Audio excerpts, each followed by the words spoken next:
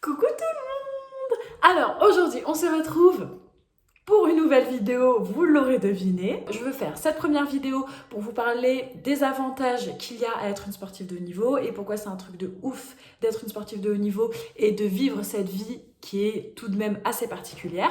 Et après, je ferai une deuxième vidéo pour nuancer un petit peu le propos que je vais pouvoir avoir dans cette vidéo. Je suis quasiment sûre que ce que je vais pouvoir dire dans cette vidéo va pouvoir être partagé par nombre de mes collègues. Le premier gros avantage qu'on a en tant que sportif de haut niveau, c'est le fait que l'on voyage beaucoup. À chaque fois, on dit ouais, t'as trop de chance, tu pars super souvent en stage, tu vas partir super souvent en compétition, tu fais le tour du monde. Et c'est quelque chose qui est vrai. Je pense que j'ai dû faire à peu près tous les continents à part l'Océanie. J'ai eu la chance de voyager dans beaucoup de pays, dans beaucoup de villes autour du monde. Donc ça, c'est vraiment top parce que ça vous ouvre forcément l'esprit étant donné que vous allez être au contact de beaucoup de cultures différentes. La seule nuance que je vais ajouter à ça, c'est le fait que quand vous êtes en stage ou en compétition, vous voyagez avant tout soit pour vous entraîner, soit pour disputer votre compétition. Et donc, vous trouvez très peu le temps de vous approprier vraiment la culture dans laquelle vous êtes baigné, pour faire du tourisme, pour visiter, etc., etc. Pour vous donner un exemple, l'année dernière, on est parti en stage fédéral en Afrique du Sud pendant 3 semaines. Et pendant ces 3 semaines, il n'y a eu qu'une demi-journée où je suis allée visiter Johannesburg. On a été visiter le musée de l'apartheid. D'ailleurs, c'était vraiment très bien. Et au final, une demi-journée sur 3 semaines, c'est pas énorme. Et il y a quand même ce côté qui peut être un petit peu frustrant d'être dans un pays qu'on aimerait pouvoir découvrir beaucoup plus. Le deuxième gros avantage que je vois à être sportif de haut niveau, c'est le fait que ce soit un métier passion. Dans ce que je vais dire là, j'ai totalement conscience que ça va pas être forcément le cas pour tout le monde. Selon la culture, selon le pays d'où on vient, ça peut être plus ou moins vrai ce que je vais dire là. Mais en tout cas, dans mon cas, et je pense dans le cas de beaucoup de personnes qui font du sport de haut niveau dans les pays occidentaux, avec une culture occidentale, les sportifs de haut niveau, de manière générale, sont à peu près tous passés par le schéma de je vais faire du sport avant tout loisir, du sport pour me divertir, pour aller me défouler, pas forcément dans une optique de faire du sport de haut niveau après. Et donc le fait de pouvoir faire de quelque chose qui à la base est un amusement et une passion, ensuite un métier quand on en a les capacités, je trouve que c'est vraiment un truc de ouf. Et je pense que c'est pas donné à tout le monde dans nos sociétés actuelles de pouvoir prétendre dire voilà, moi je vis de ma passion. Il y a beaucoup de personnes qui font des métiers dits alimentaires, c'est-à-dire qui vont travailler parce qu'ils doivent aller travailler, qui font pas forcément un métier qui leur plaît. Et nous, on a cette chance de pouvoir faire un métier qui nous plaît profondément et qui vient d'une passion. Après, je nuance là beaucoup mon propos et c'est des choses que je reprendrai dans la deuxième vidéo, mais je tiens quand même à nuancer dans le sens où il y a quand même une grosse part de précarité dans le sport de haut niveau en France. Il y a des chiffres qui étaient sortis notamment quant aux derniers Jeux Olympiques et on voyait que une grande part, je vous mettrai des articles par là, mais une grande part des sportifs et des sportives qui vont aux Jeux Olympiques sont tout de même dans une certaine précarité, que ce soit financière ou sociale. Le troisième gros avantage que je vois à être sportif de haut niveau, pardon, c'est le fait qu'on vive les émotions de manière décuplée. Je pense que le sport, en général, fait vivre aux personnes qui le pratiquent des émotions de fou malade, parce que voilà, on se met dans des états qui sont quand même assez extrêmes et donc les émotions que l'on va pouvoir ressentir quand on est dans ces états-là sont décuplées. Mais je pense que le sport de haut niveau permet de décupler encore plus ces émotions dans le sens où à partir du moment où tu t'investis et tu t'engages dans ce projet de manière très forte, tu vas avoir tendance à ressentir des émotions de manière encore plus, je dirais, plus intense. Ça va être des émotions voilà, de stress, d'excitation, de peur, de joie intense quand tu fais des trucs de fou, de déprime intense quand tu fais des trucs de merde. Par exemple, quand je vous ai décrit dans ma vidéo où je parle de mes premiers championnats d'Europe à Berlin en 2018. Je vous mettrai la vidéo quelque part par là. Je deviens une vraie petite youtubeuse. Dans cette vidéo-là, je pense que ça se voit et ça transparaît beaucoup beaucoup le fait que j'ai vécu quelque chose d'extraordinaire et qui m'a fait me sentir ultra vivante. En termes d'émotion, c'est le truc, t'as l'impression que tu vas te jeter dans le vide, tu vas te jeter d'une falaise et ça procure un truc de fou. Et au-delà de la compétition, dans mon entraînement de tous les jours, je dirais genre par exemple, on a en gros, moi j'ai 1 à 2 grosses séances dures par semaine, des séances spécifiques où je sais qu'en gros bah ça va être dur physiquement, ça va être dur psychologiquement. Je vais être dans cet état de stress, d'excitation à me dire mais est-ce que je vais réussir à faire ma séance? Est-ce que je vais réussir à être performante? Est-ce que je vais réussir à faire les chronos que je veux? Est-ce que je vais réussir à résister à la douleur? Le fait d'être dans cet état-là aussi souvent, vous développez une forme d'addiction et cette addiction, elle ne fait que s'accroître quand vous vivez des grands championnats parce que vraiment à ces moments-là c'est le truc, c'est genre décuplé de ouf quoi. Et je me rappelle très bien qu'après les championnats d'Europe à Berlin, j'avais vécu quelque chose de tellement intense, quelque chose de tellement profond que quand je suis partie en vacances juste après, je me rappelle que pendant mes vacances, j'avais ce truc un peu de me dire il faut que j'arrive d'une manière ou d'une autre à retrouver cet état très particulier. Je me rappelle avec des potes, on était dans le sud de la France et on sautait de falaises et je me disais il faut que j'arrive à sauter de falaises toujours plus hautes, genre c'était des trucs je sais pas de 10 mètres, 15 mètres, enfin bon peut-être que pour certaines personnes ce sera pas grand chose mais genre 15 mètres ça commence quand même à être assez haut et moi en fait j'avais cette excitation de me dire purée, mais je vais essayer toujours d'aller de plus en plus haut parce que j'avais cette peur en moi qui grandissait, j'avais cette adrénaline en moi qui grandissait et j'avais ce truc de me dire mais il fallait que j'y aille parce que j'avais besoin de ressentir à nouveau ces choses-là. Et je pense que chez tous les sportifs de haut niveau, il y a ce truc de se dire mais une fois que ma carrière sera terminée, une fois que tout ça se sera terminé, comment je vais faire pour faire en sorte de pouvoir ressentir à nouveau tout ça parce que je pense qu'il y a très peu de situations qui vous mènent à autant d'émotions. La 4e raison qui fait que je kiffe le sport de haut niveau et qui est beaucoup liée du coup à la raison précédente, celle que je viens de citer, c'est le fait que à partir du moment où vous vivez les émotions de manière très intense, étant donné que vous allez les partager avec votre entourage, ça va vous faire avoir des relations humaines qui sont extrêmement fortes. Des relations humaines extrêmement fortes par rapport au staff avec lequel vous allez travailler. Votre coach, je considère que c'est pas quelqu'un qui appartient seulement au domaine du professionnel parce que vous allez passer énormément de temps avec lui, parce que pour nombre d'athlètes, vous allez passer beaucoup plus de temps avec votre entraîneur qu'avec vos parents, surtout quand vous êtes plus jeune, que vous faites partie de certaines infrastructures d'entraînement, que vous quittez le foyer familial assez tôt. Voilà, vous allez avoir une relation particulière avec votre coach, vous allez avoir une relation particulière avec vos coéquipiers et coéquipières d'entraînement, vous allez avoir une relation particulière également avec le staff médical qui va vous suivre.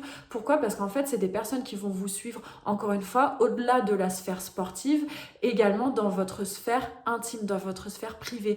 Parce que la sphère privée et la sphère sportive sont très proches, sont imbriquées. La sphère privée va avoir des conséquences directes sur comment vous allez vous sentir dans votre sphère professionnelle, dans votre sphère sportive et inversement. Et donc forcément, le fait que vous soyez au-delà d'une sportive, vous êtes un être humain à part entière, avec des états d'âme, avec des épreuves dans votre vie, dans le sport, etc.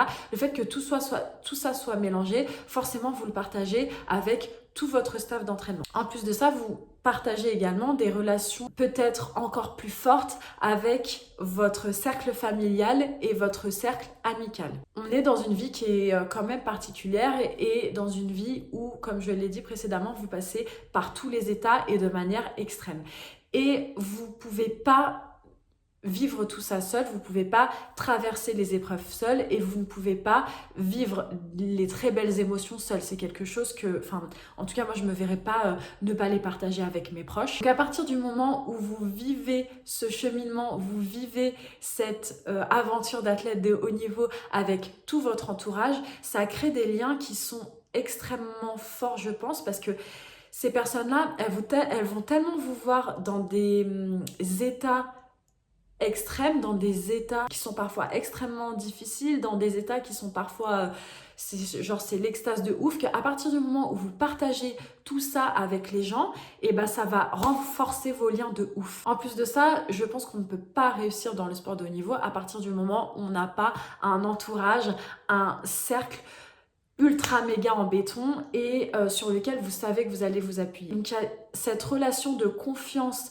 qui s'installe et cette relation aussi d'interdépendance, parce que vous savez que votre réussite, bien évidemment, elle dépend de vous, mais elle va aussi également dépendre de votre entourage. Et le troisième type de relations humaines que vous allez pouvoir développer, qui sont des relations humaines également très fortes, c'est avec les autres sportifs et avec les autres sportives. On sait qu'on vit la même chose, on sait qu'on vit les mêmes émotions, on sait qu'on a une expérience humaine qui est extrêmement similaires les uns avec les autres. On se comprend, on se sait les uns les autres et forcément ça rapproche de ouf, surtout dans l'enceinte de l'INSEP où tout tourne autour du sport de haut niveau et où vous êtes entouré en permanence de sportifs et de sportives.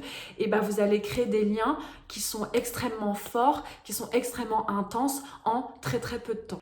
Et ça, vraiment, je trouve que c'est un truc de ouf et je pense que c'est l'une des raisons principales pour laquelle je fais du sport de haut niveau et pour laquelle j'ai décidé de m'investir dans cette vie. Il y a également les relations entre sportifs et sportives à l'international et ça vraiment, c'est...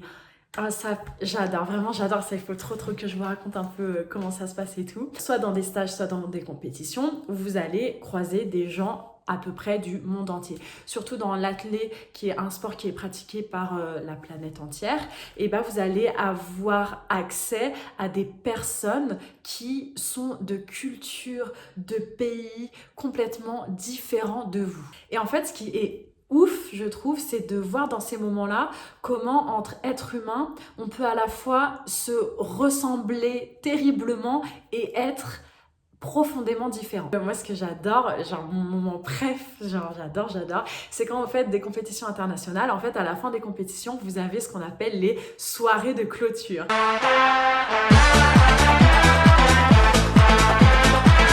Et je pense que c'est ce que... ça me tue. Je pense que c'est ce que tous les athlètes et tous les sportifs attendent. Genre, on fait la compétition et tout, c'est trop bien, machin.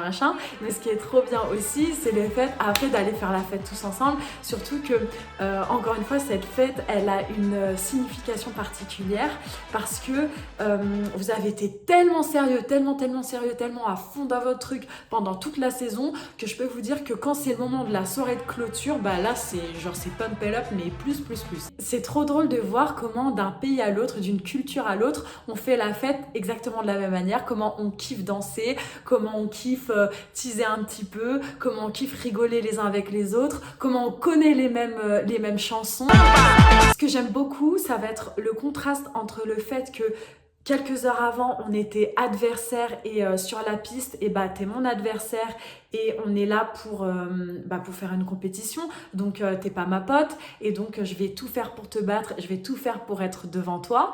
Et de l'autre côté, quelques heures après, une fois que c'est fini, une fois que cette compétition elle est terminée et une fois qu'on est là pour faire la fête et pour kiffer notre vie, et c'est fou comme on peut être ultra proche alors qu'on ne se connaît même pas. En fait, à ce moment-là, il y a ce truc de se dire on ne se connaît pas, mais en même temps, on se connaît extrêmement bien parce qu'on vit la même chose et on passe par les mêmes choses. Je te connais pas, mais je te connais parce que je sais par quoi t'es passé, parce que je sais ce que tu vis, je sais quelles sont les épreuves par lesquelles tu as pu passer et je me reconnais en toi, tu te reconnais en moi et il y a ce profond respect l'un envers l'autre, l'une envers l'autre. Parce qu'au final, on se ressemble beaucoup. Et je trouve que c'est ouf de pouvoir ressentir ça pour un autre être humain que tu connais à peine. Il y a ces formes de connexion qui se font avec des personnes du monde entier, avec des personnes que tu n'aurais jamais croisées si tu faisais pas du sport de haut niveau. Le must du must, c'est quand tu les retrouves sur d'autres compétitions à l'international, à l'autre bout du monde. Enfin, ça, c'est tellement... Je trouve que c'est tellement riche. Par exemple, je me rappelle, c'était en 2017 quand j'ai fait ma deuxième médaille européenne chez les jeunes. On a fait la fête le soir même avec tous les Français et tout, c'était trop stylé. Et il y avait des Italiens qui étaient là. Et avec les Italiens, on faisait la fête à fond et tout machin. Enfin, franchement, c'était trop bien. En plus, les Italiens, ils aiment trop faire la fête. Enfin, on s'est trop éclaté.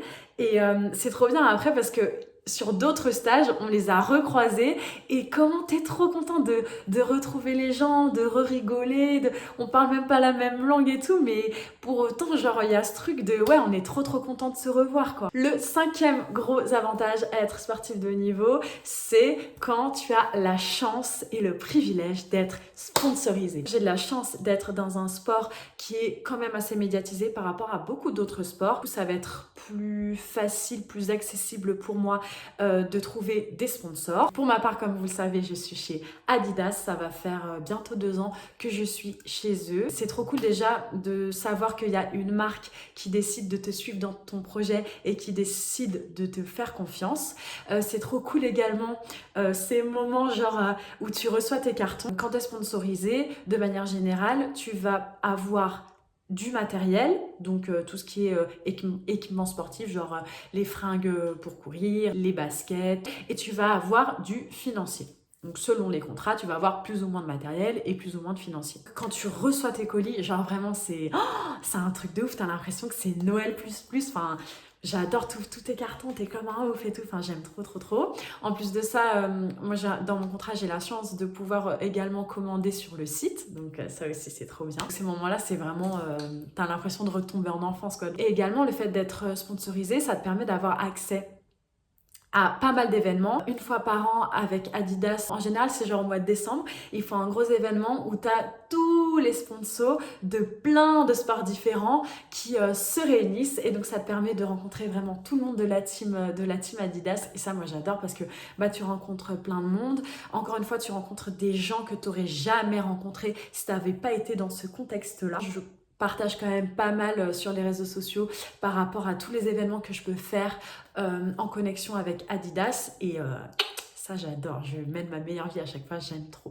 La 6e raison pour laquelle je trouve ça trop stylé de faire du sport de haut niveau, c'est le fait que j'ai pu avoir accès à un centre d'entraînement aussi exceptionnel que l'INSEP. Et vraiment l'INSEP c'est un truc de fou.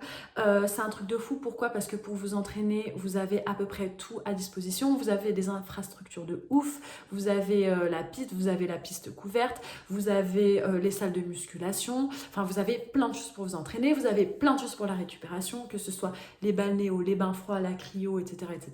Vous avez un gros centre médical qui est sur place. Vous avez à peu près tout qui est fait en sorte pour vous décharger dans votre vie quotidienne de tout ce qui peut vous prendre du temps. Donc vous avez un self, vous n'avez pas besoin ni de faire la bouffe, ni de faire la vaisselle, ni de faire les courses. Des personnes qui viennent faire le ménage dans votre chambre. Enfin voilà, tout est mis à disposition pour la performance. J'adore pouvoir avoir le privilège de m'entraîner à l'INSEP tous les jours et de vivre à l'INSEP tous les jours. Pareil, je nuance un petit peu. Il y a ce côté-là qui est très positif, mais c'est vrai que l'INSEP aussi, ça peut très vite être une petite bulle. Et comme toutes les petites bulles, si vous ne faites pas attention, vous pouvez vous laisser enfermer et ne plus voir que par l'INSEP et que par le sport de haut niveau. Et je pense que c'est important pour son équilibre de pouvoir avoir accès à d'autres milieux pour pas péter les plombs, quoi. Mais c'est un très bel outil de travail et j'adore. Le 7e avantage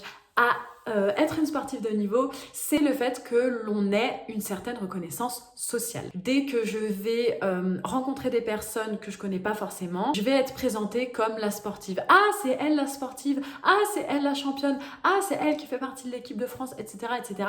Et je sens toujours dans le regard des gens et dans le discours des gens, quand je vais discuter avec eux, qu'il y a cette forme d'admiration et de curiosité aussi quant au fait, encore une fois, que je sois sportive. Je pense qu'on véhicule une image de gens genre super déterminés, de personnes également qui ont représenté la nation, représenté la France, donc il y a un côté qui peut être aussi un peu impressionnant. Je pense que ça suscite beaucoup le respect des gens. Pour ma part, le gros avantage que je trouve à cette reconnaissance sociale, c'est le fait que ça vous confère une voix voix, une légitimité particulière que d'autres personnes n'auraient pas forcément et que je n'aurais pas si je n'étais pas sportive de haut niveau. L'une des raisons pour lesquelles je fais du sport de haut niveau, c'est le fait que je peux et véhiculer certains messages et véhiculer certains combats, certaines luttes. Ceux qui me suivent sur les réseaux sociaux, vous-même vous savez. Je sais très bien que je vais être beaucoup plus écoutée et que je vais beaucoup plus être prise au sérieux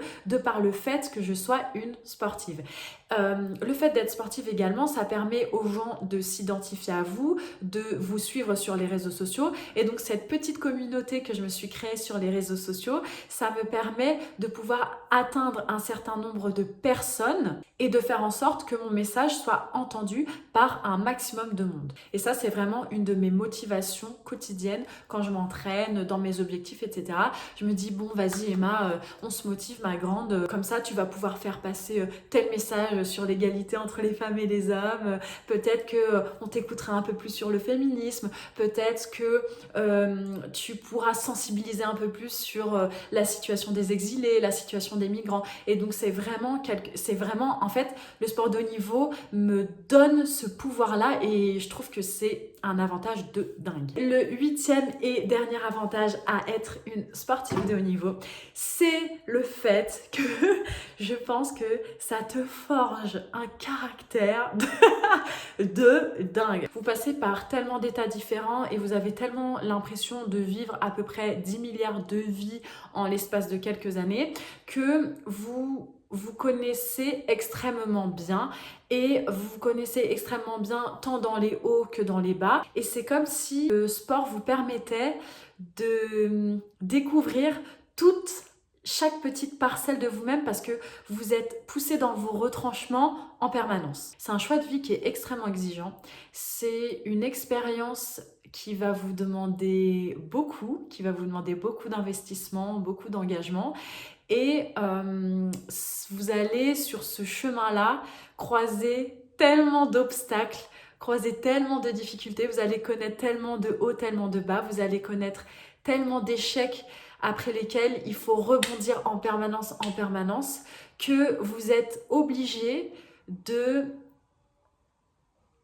développer un caractère à la hauteur de cette exigence. Vous allez développer des compétences qui sont bien connues chez les sportifs de haut niveau, comme la détermination, l'abnégation, la combativité, la rigueur, la persévérance, le goût de l'effort. Tout ça, c'est des choses, si vous voulez y arriver, vous êtes vous êtes obligé de développer ces compétences-là. Je dis développer et je tiens bien à souligner ce mot parce que je pense que même si, bien évidemment, il y a des prédestinations d'individus à se lancer dans le sport de haut niveau et à être performant, il y a également tout un cheminement et toute une construction qui vont avoir lieu lors de votre expérience de sportif de haut niveau.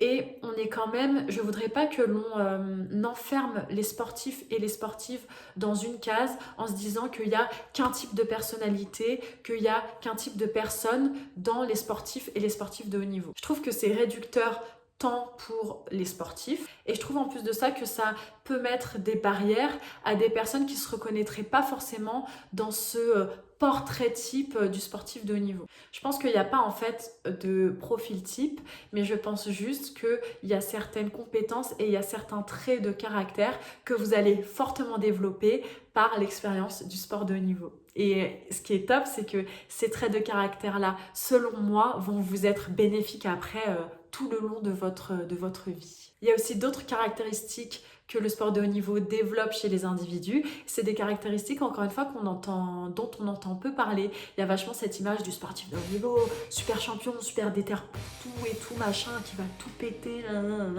mais il n'y a pas que ça. Je trouve que le sport de haut niveau, ça développe également la sensibilité. Pourquoi ? Parce que pour la énième fois, vous avez une expérience humaine qui est tellement condensée sur peu d'années et qui est tellement explosive et qui est tellement riche que vous développez une sensibilité à des émotions qui sont extrêmement variées. Ça rejoint également le deuxième point que j'ai cité. Non, c'est pas le deuxième point. Ça rejoint également le point sur les relations humaines que j'ai cité précédemment. Le fait que vous ayez des relations humaines très particulières, très riches, très intenses, ça va développer votre sensibilité à l'autre. Je pense également que le sport de haut niveau, ça développe l'esprit de solidarité. Vous n'êtes pas obligé de faire un sport co. Je pense que ça, dans le sport co, bien évidemment, cet esprit de solidarité, cet esprit d'équipe est très développé parce que nécessaire, parce que c'est l'essence même d'un sport collectif. Mais je trouve également que dans un sport individuel comme l'athlétisme, vous êtes obligé de faire preuve de cet esprit de solidarité, de cet esprit vous êtes obligé de prendre en compte l'autre, parce que c'est un mythe, ce truc de se dire que le sportif ou la sportive, le champion, la championne, va se construire seul et va arriver seul à acquérir des médailles, à acquérir des records, à acquérir des podiums. C'est beaucoup plus un sport d'équipe que ce qu'on veut bien croire,